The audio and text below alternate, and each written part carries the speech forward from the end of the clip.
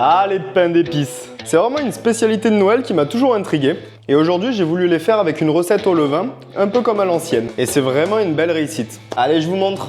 Pour cette recette, on a tout d'abord besoin d'un levain de seigle bien fermenté. On vient le mettre dans la cuve du batteur avec la farine, le sel, l'anis vert, la cannelle, le gingembre, le bicarbonate et pour finir, le miel.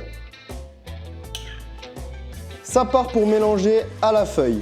Pas de panique si vous n'avez pas de batteur, vous utilisez à la main, ça ira très bien. On mélange jusqu'à obtenir une pâte bien ferme et plutôt sableuse. Puis on vient ajouter notre beurre froid, coupé en dés, et on remet à tourner.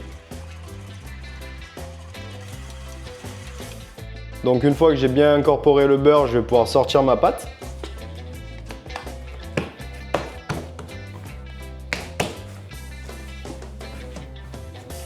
On peut venir la retravailler un petit peu au cas où elle soit pas bien mélangée. Donc là, je coupe ma pâte en deux et je vais faire deux produits différents. Ce morceau, on va le refaire tourner avec du lait pour pouvoir faire un cake. Et ce morceau, on va plutôt le faire sous forme de biscuit. Donc celui-là, je le filme et on va le mettre au frais pour toute la nuit. Et ça, on va refaire tourner. Ajoutez le lait petit à petit pour qu'il s'incorpore correctement.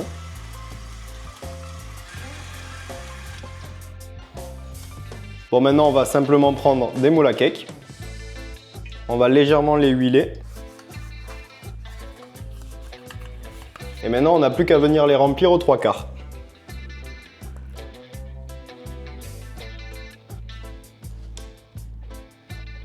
On filme ça et on peut mettre au frais.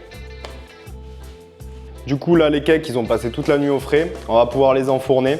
J'ai mis le four à préchauffer à 180 degrés chaleur tournante. Donc là, on va juste faire un petit détail qui va tout changer à l'aspect de notre cake. Tout simplement, je viens prendre un peu d'huile, en mettre sur ma corne. Il faut vraiment en mettre juste sur le bord. On va faire pareil de l'autre côté. Et là, tout simplement, on va venir comme faire un lamage pour le cake. Donc, on vient planter au milieu, à peu près jusqu'à la moitié du cake. Notre four est à température, on va pouvoir y aller.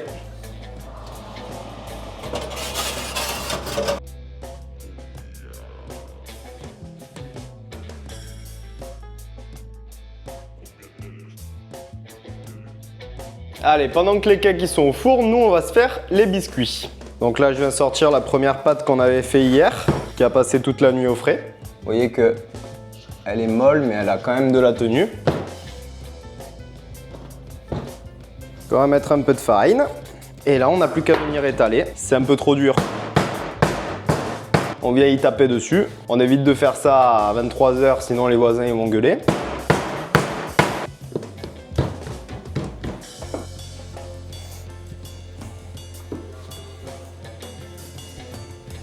Donc là, vous voyez, pour être régulier, je viens étaler dans un sens, puis dans l'autre. Toujours à peu près avec la même force. Et normalement, quand on passe la main là, on doit sentir une pâte bien lisse, qui a la même épaisseur à peu près de partout. Donc ce qu'on va faire, c'est qu'on va tester plusieurs épaisseurs. Je vais commencer avec les gros.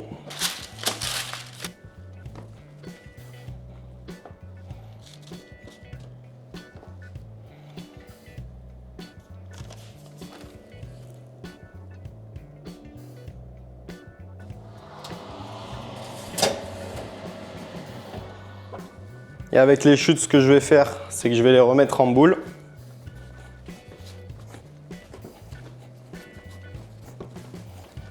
Là, j'ai remis un petit peu de force, donc ce qu'on va faire, c'est qu'on va étaler comme ça avant de remettre au frais. Je remets le même film plastique et je remets ça à figer au frais pour tout à l'heure.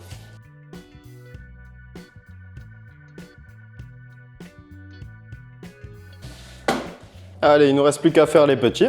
Donc là, même chose. Je viens de fariner mon pâton qui a repris le froid.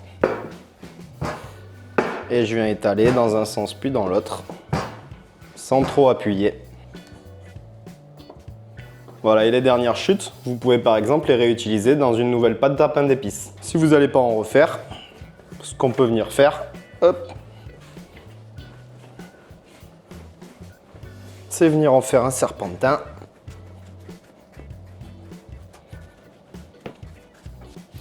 Voilà, et là par exemple, on peut venir faire des petites formes de sucre d'orge avec les chutes.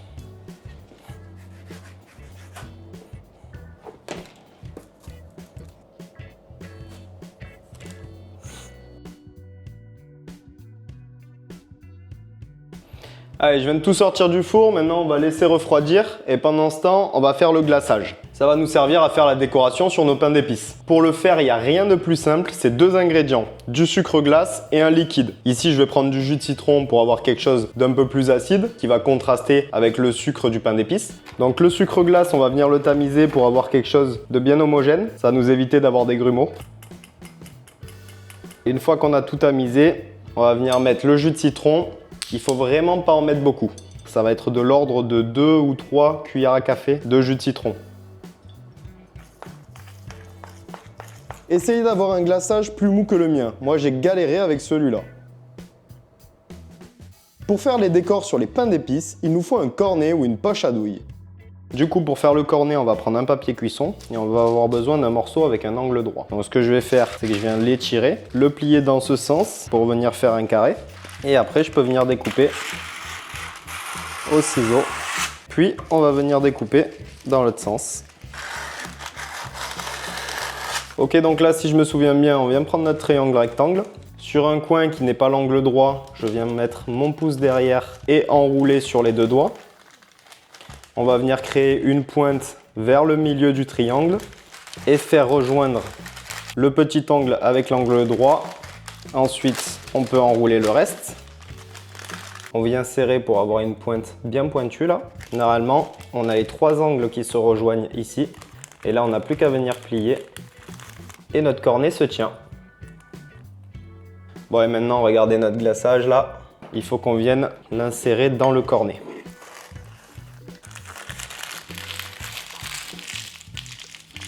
Ensuite, on vient le fermer comme une poche à douille. Je viens serrer entre mes 2 doigts. On vient découper le bout. Il faut vraiment un mini bout. Et maintenant, on n'a plus qu'à presser. Et ça va sortir tout seul.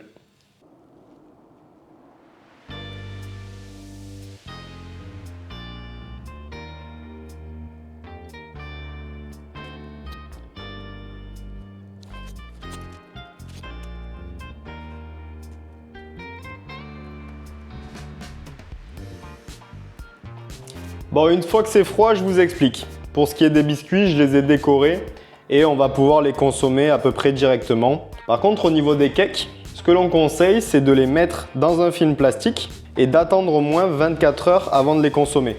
Ça va permettre tout simplement aux épices de finir de se diffuser tranquillement dans le produit. Donc personnellement, je suis un gros gourmand, donc je vais les manger tout de suite. Mais voilà, pour ceux qui veulent bien faire, au moins vous avez l'information. Alors dans l'ensemble, je suis très content du résultat. Les biscuits sont très bien ressortis.